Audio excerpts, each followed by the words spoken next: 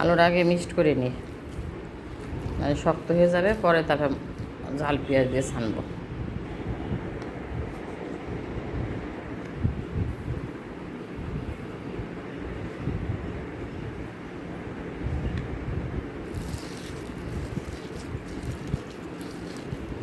কাঁচামরিচ আর পেঁয়াজ, শুকনো মরিচের গলা জলে তো সেজন্য কাঁচামরিচ দিলাম।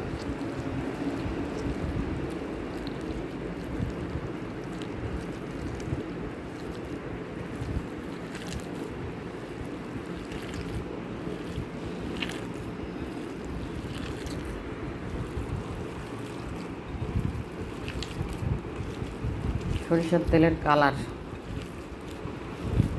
সেই সুন্দর। খেয়ে দেখেন তো সবাই লবণ হয়েছে কিনা। লবণ দিলাম। পান্তা ভাত খাবো আজকে, পানি ভাত।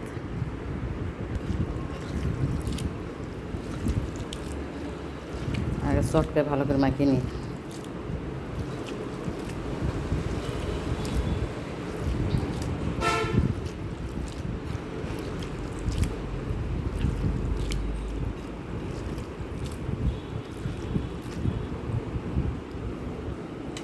ডিম ভাজি নেব, আলু ভর্তা নেব।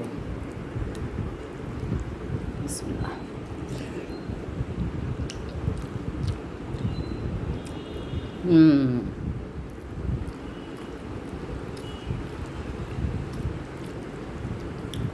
সেই স্বাদ।